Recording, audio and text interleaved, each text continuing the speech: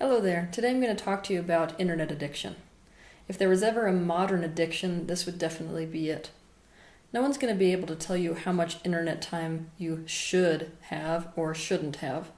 So what we have to do in our individual lives is to look at our computer use or our internet use and think about whether it's affecting our life detrimentally. Internet use absolutely can affect our lives. It can lead to things like job loss, relationship breakdown, financial debt, academic failure, apathy, and an unlived life. If we do decide that the internet is having a detrimental effect on our life, we need to take steps to move beyond that addiction. The first step, of course, is admitting that we are addicted. The well-known addiction psychologist Mark D. Griffiths created 6 criteria that add up to internet addiction. They are salience, when the use of the internet becomes the most important activity in an individual's life and dominates their thinking, feelings, and behavior. For example, when the individual is offline, they are thinking about the next time they will be online. Mood modification. This refers to the subjective experience that people report as a consequence of engaging in internet use and can be seen as a coping strategy. For example, they experience the arousing of a buzz or a high, or paradoxically, a tranquilizing feel of escape or numbing. Tolerance.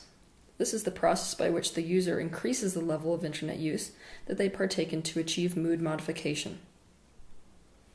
In other words, people tend to gradually increase the amount of time they are online to increase the mood modification effects of being online. Withdrawal symptoms. The unpleasant feeling states and/or physical effects that can occur when internet use is discontinued or reduced. Shakiness, moodiness, irritability. Most often unexplained to the person who is experiencing them. Conflict. This refers to the conflicts between the internet user and those around them. Conflicts with other activities like job, social life, hobbies, or interests. Or from the individual themselves, which are concerned with spending too much time engaged in internet use. Relapse, the tendency for repeated reversals to prior patterns of internet use. In other words, even after periods of abstinence or control, people revert to using the internet and to their prior addiction to the internet. In my opinion, if you meet any of the prior criteria, what's to follow in this video is important for you. Now, it's really important to understand that internet addiction can in fact be a mask for other addictions. For example, we may use the internet to facilitate a porn addiction. We may use the internet to facilitate an addiction to information. We may use the internet to facilitate our gaming addiction. There's multiple different addictions which can be fed via the internet. So we have to take a really close look at what exactly it is that we are doing chronically on the internet for so long and decide whether it's an addiction to the internet itself, or whether the internet is just a venue through which to realize and satisfy another addiction. What fix are we getting via the internet? Keep in mind that we might simply be using the internet to distract ourselves from something we would rather not feel, see, or do. Every addiction, no matter what it is done to fulfill a need that is not being met. And every addiction is done to escape from something, usually a feeling state. So in other words, we're using our addiction to move away from something unwanted towards something that is wanted, that we feel like we need. We have to make a serious effort to try to figure out what it is we're trying to escape from, and also what it is we're trying to get or move towards through the addiction. Unless we stop running away from what we are trying to run away from and begin to meet those needs in healthier ways, we will always have reason to relapse back into an addiction. Even though it is beneficial at a certain point to start physically weaning off or eliminating the thing you're addicted to, it does no good to do so unless you've addressed the underlying cause of the addiction. Before we go further, it's important to understand that for something to be addictive, it does not have to be what the scientific community considers to be a physiologically addictive substance.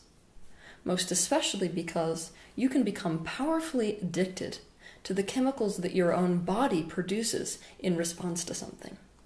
It must be said that internet addiction is particularly common among people who have social phobia or fear of intimacy. Basically, if you have a fear of connection and intimacy, but you need and want it at the same time, the internet, especially social sites like Facebook, provide a safe way to get it. You can be honest and close, while still maintaining your distance. Virtual online friends start to gain more communication and importance over time to the person, becoming more important, of course, than real life, family, and friends.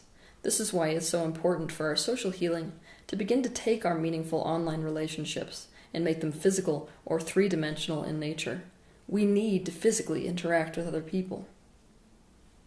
People who are currently struggling with depression and anxiety are also at risk for internet addiction, because the internet provides a plethora of distractions from the pain of our physical life.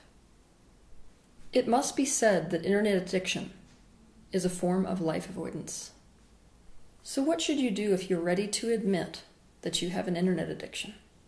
The first step, as we said before, is that you have to find out what it is that you're using that addiction to get away from, and what need you're trying to meet by engaging in that addiction. It's also crucial for you to discover whether the internet is masking another addiction, like porn, or like gambling, or like gaming, and address that particular addiction head on. 2, once we have discovered what we are trying to get away from, we have to do the opposite. We have to drive right into the center of it. We have to turn around and face the monster. There's deep internal wounds that need to be healed. There are fractured aspects of ourself that need to be integrated. We need to be completely present with the negative emotions that are trying to get our attention. We abandon ourselves, the part of us that is hurting, every time we try to get away from what we are feeling. We have to stop the cycle of self-abandonment. We begin with practicing emotional vipassana. I keep bringing people back to this process for one serious reason. It is the most long-term and permanent way to find true healing. To learn this process, I want you to watch my YouTube video titled How to Heal the Emotional Body. Practice this process when you feel the compulsive need or craving to get on the internet or to engage in your particular addiction on the internet. Any and all shadow work that you will do will benefit you immensely when it comes to addiction. We have to make the subconscious conscious in order to have any choice as far as our actions are concerned. 3, we need to honestly ask ourselves whether we're willing and wanting to commit to life or not. That may seem like an interesting question because after all you're living, you obviously committed, right? Think again. Just because you're alive doesn't mean that you're committed to living.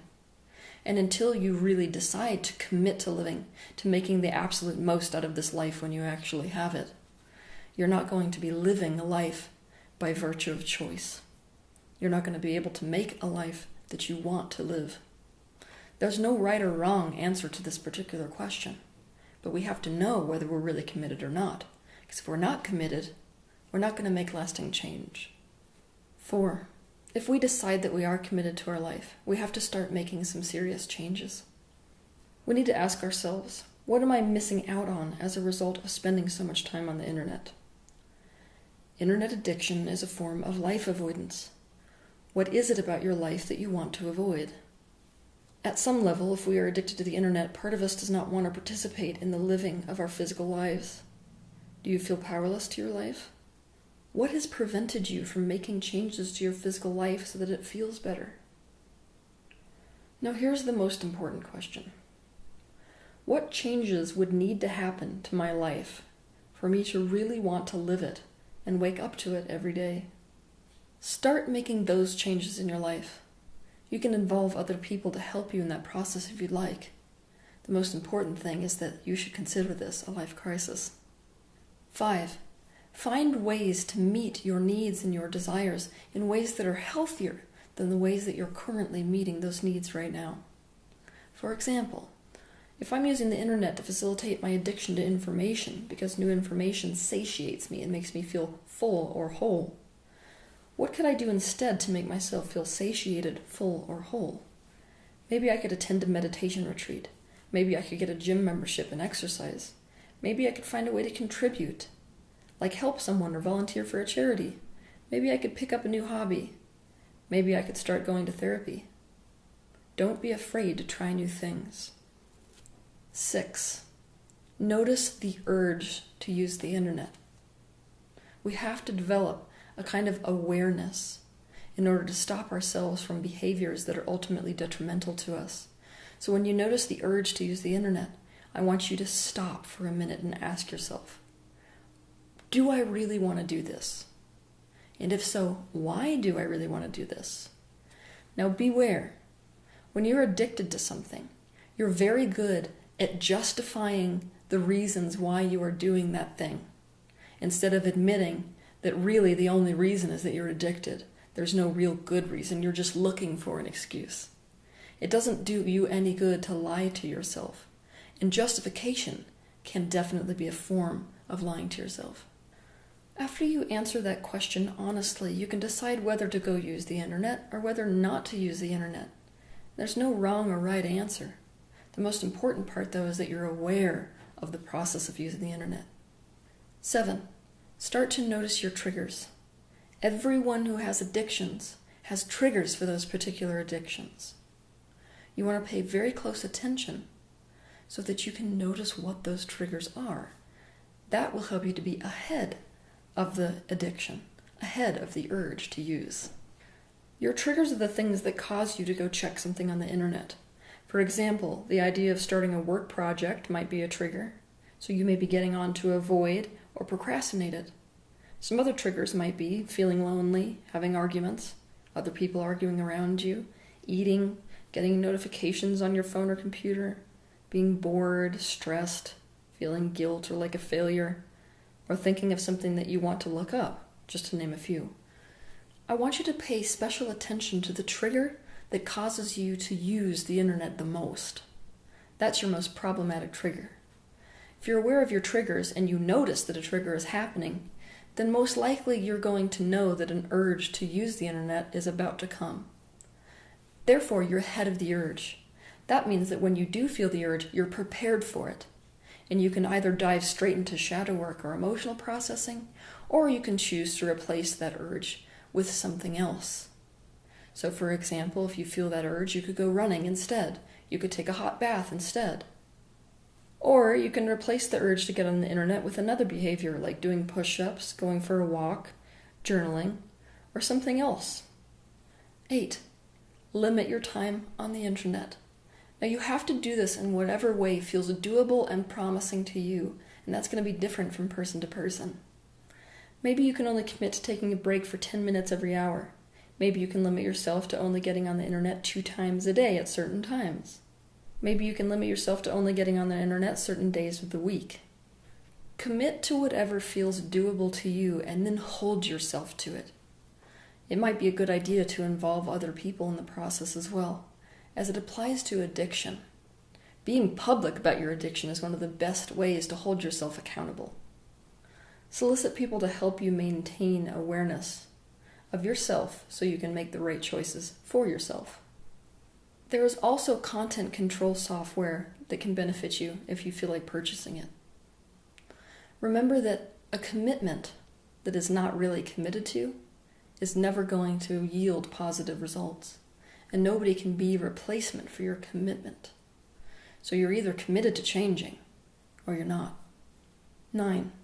If your internet use is a serious problem for you, then instead of limiting your time on the internet, instead try to schedule things outside the internet. You want to be as connected as you can to the offline world. So set up things in your schedule that you know will force you to be away from the internet or away from computers, and do that every week and if you can, every day. 10. Reduce your internet resources down to the ones that are the very most crucial and important for you at this particular time. We spend incredible amounts of time on the internet because there is so much stuff on the internet to distract us. So if we're having an issue with our internet use, we can decrease those or prioritize only the ones that matter the very most to us. Delete the ones that don't add to or enrich your life. You're trimming down to the essential. You may need your email account, but you don't need your Facebook account. You may need your Facebook account, but not need the computer game you've been playing. Limit yourself online to the things that are really important to you. But don't forget to ask yourself why those specific things are indeed so important to you. And when you do get on the internet to do important things, treat the internet like a tool. The internet is essentially a means to an end. The question is, what end is it a means to this time? Each time you go to get on the internet, plan your strategy, regardless of whether you're looking for entertainment or looking to do something related to work. And don't let yourself deviate from that plan. The internet is an incredible manifestation. It has caused the expansion of human consciousness in unparalleled ways. But let us not forget that we came here to live our physical lives, and let our physical lives be the platform for our future expansion. Let the internet enrich your life. Don't let it be an escape from your life. And don't forget that your attention is important. Only give your attention to things that benefit your life directly. Have a good week.